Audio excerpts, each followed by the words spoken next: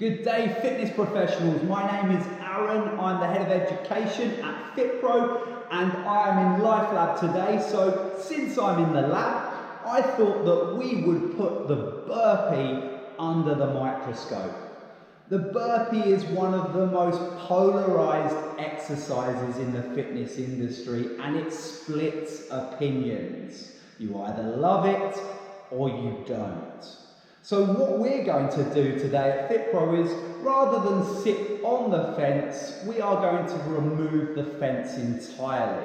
We're going to explore the burpee in more detail so that you can perhaps make a better informed decision on whether to use the burpee or not, and what a burpee actually is and how you can vary it up to make it more specific for your clients' wants and needs.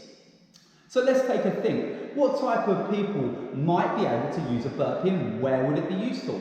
Now obviously the classic burpee we think about as a good conditioning exercise. Maybe we think about it as a hellish conditioning exercise as well. But I believe that there's more to it than that. I believe that sports people, athletes, need to use a burpee type of movement when working through sports. And if we think about the burpee of getting from standing to the floor and back to standing, then something like a rugby player, whether they've just made a tackle or they've just been tackled, will need to get back up off the floor onto their feet to return to the next phase of play.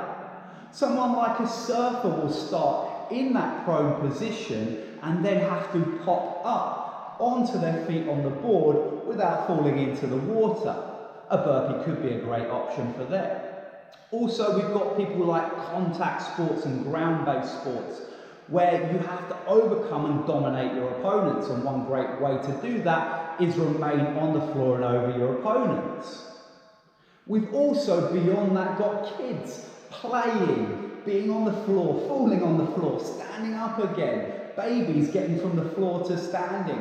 It's something that a lot of people already do versions of in everyday life. And at the extreme of that is also the elderly. Let's not forget the active aging population, where a burpee, from being standing to them being on the floor, but then being able to get back up, could be hugely useful to enhance their lives.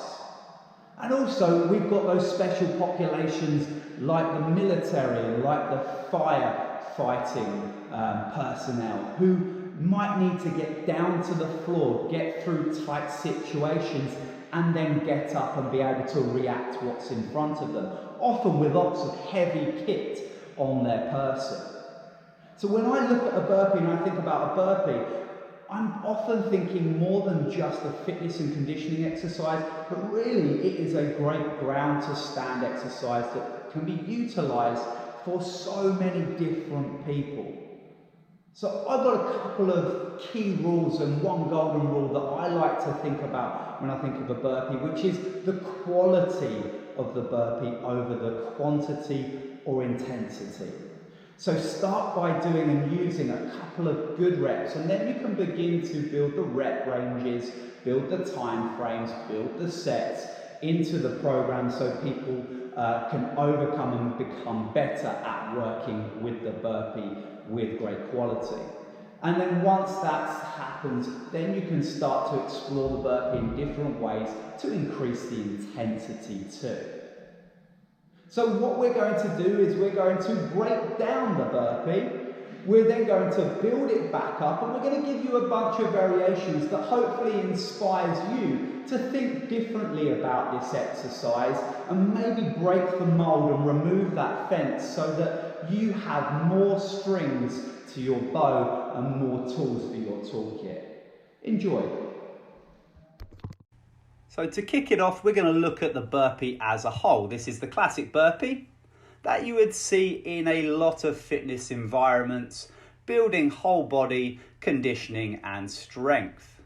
So as we break it down, we would begin the burpee from the reached position, placing the hands down to the floor near the feet, aligning wrists, elbows and shoulders, and jumping back into a strong and aligned prone position. From there, we will perform as much of a push-up as possible, return up out of the push-up, and then create that all-important transition back to feet underneath the hips and underneath the torso, so that when we drive up tall, it comes from the hips.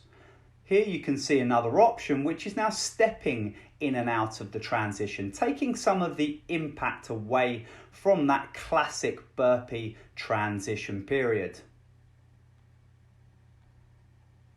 An easy way to create an option for more clients to be involved with the movement.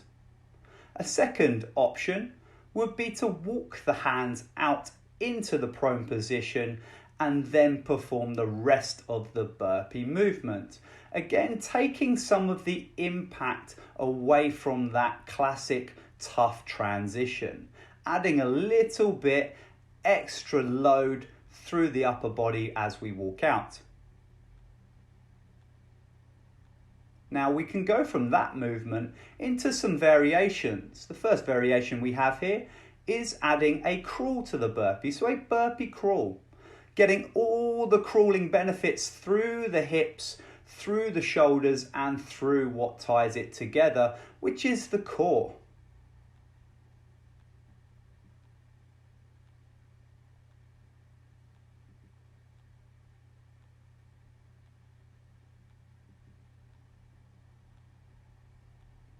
And now we're going to change direction with the burpee, changing the direction of the transition at the feet, adding a little extra lateral core and hip strength to our burpee. We can do that laterally. We can also work another option, which is what I like to call the surfer burpee, popping up onto your board in that transverse footprint. So again, adding 3 dimensions to the burpee, using our body weight to create 3D strength through the entire body.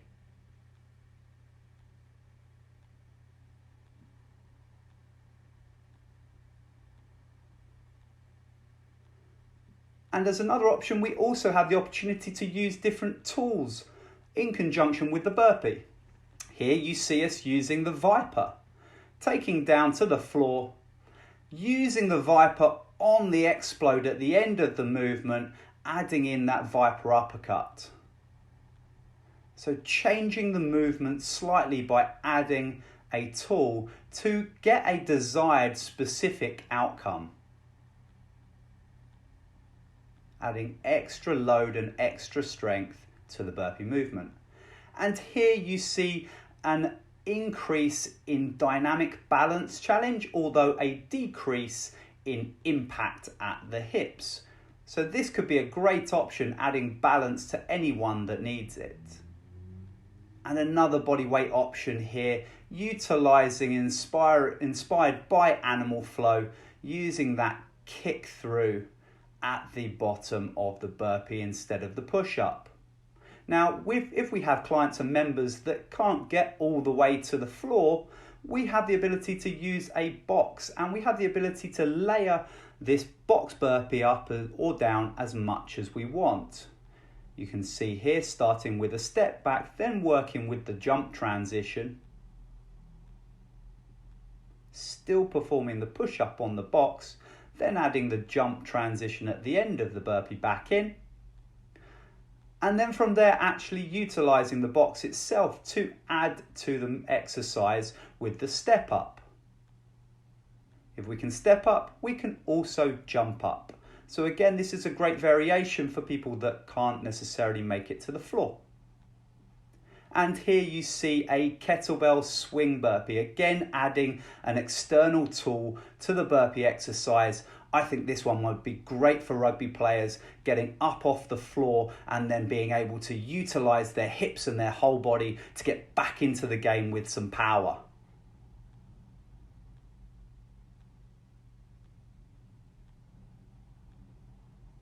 And here you see a cone coach's call game, utilizing the burpee, but now this time adding some reactiveness to the exercise, almost making it an SAQ drill, increasing client confidence and also client connection. And here you see us using the Presidos platform as well, changing the handprint on the burpee. Again, adding 3D variation into the burpee movement so that we're ready for whatever life or sport throws at us.